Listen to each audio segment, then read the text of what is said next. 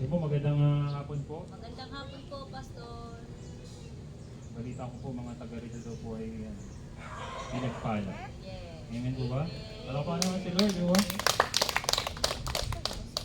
Alam niyo po minsan ang tao po nagseseryoso na sa buhay kapag agaw buhay na. Pero habang nagsasaya pa, habang gumagawa pa ng kasalanan, sobrang saya pa ano po, na parang walang katapusan ng buhay ano.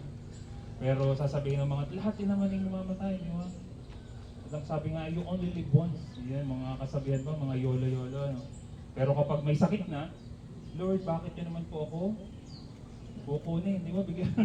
Bigla na ayaw naman pala mamatay. Tatandaan niyo po hanggat malakas pa po tayo, ay siguraduhin po natin na ang bawat ginagawa po natin ay ikinalulugod po at ang Diyos po ay matutuwa sa ating mga ginagawa. Amen po ba?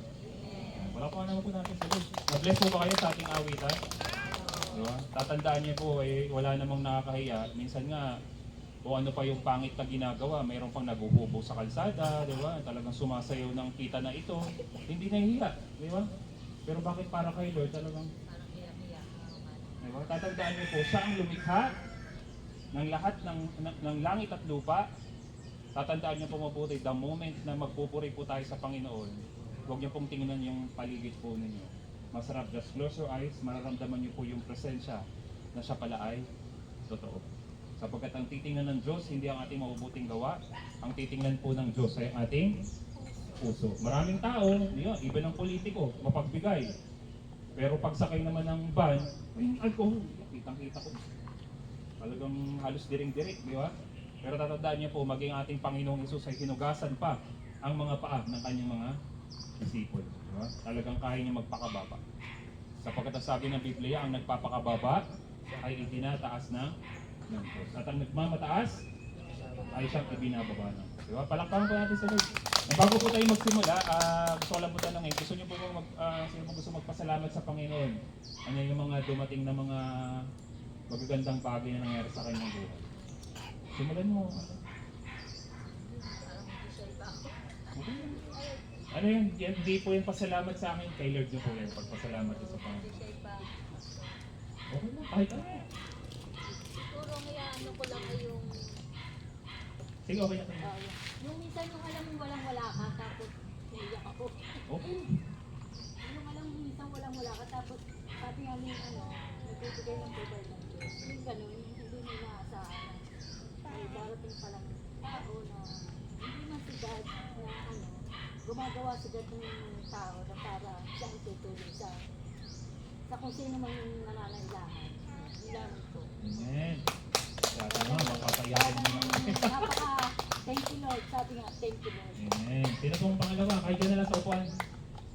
Ikaw, brother, ano ang pangalan mo? Medyo shade. Medyo sa iba eh. Ito na lang, si ate. Sa akin po ay yung yung binigyan pa po ng pangalawang buhay yung anak. Talaga, anong naging problema? Ano po ito, nagkaroon ko ng COVID. Nagkaroon ng COVID. Kaya mo naman ngayon. Pero kung ang ganda-ganda. Sino ka mukha? Tatay. Tatay pala. Okay, sino pangatlo? Para tuturo na nila luha niyo yan. Oo ka, nakakasarap pala ng... Salamat naman tayo kay Lord. Oh? Ito si ate. Ang pangalan? Jack, Maria. Maria. nakakaano pala, nakakasarap magsabi din sa Di ba ang sarap pagpasalamat na luha ka? Di ba hindi mo kita pinapaiyak? Wala naman tayong music na Sarap no? yung medyo na i-ano mo pala yung express mo sa Diyos. Yung nararamdaman. Sabi nga, pwede kong ibulong sa Diyos, pwede kong laging magpasalamat. Nagpapasalamat po ang kay Lord kasi ginagaling niya po sila. Wow. Anong naging sakit yung mama mo? Lahat po sa bata. Naging sakit sa bato. Anong naging solusyon? Nag-ano lang po siya ng mga lamang gamot. Nagpa-check na ba siya? Mamaya tuturuan kita kung talagang gumaling na si mama mo. Mayroon kasing pagkakataon na normal ang creatinine, pero yung EGFR na tinatawag, sira na pala yung kidney. Pwede kayo magpa-check up ulit, mamaya tuturuan kita. Kasi maraming akala nila, hindi ko binabasag yung patuto mo ha.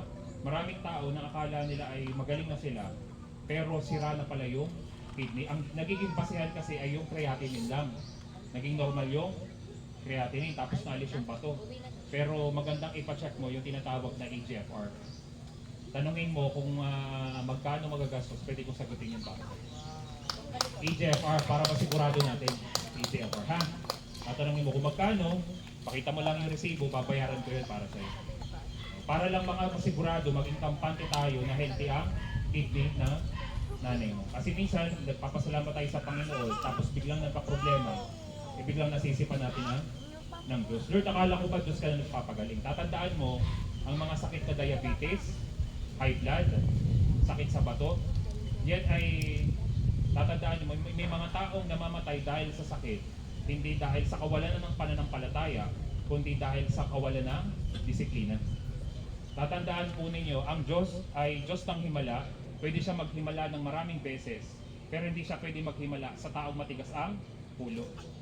Ay nung ikaw naman ikalakasan mo, inom ka ng inom. Nung kalakasan mo, noodles ka ng noodles, di ba? Kalakasan mo, wala kang disiplina, puro fast food, di ba? Huwag ka na magtaka, paano ka pagagalingin ng Diyos kung hindi naman healthy ang iyong mga kinakain?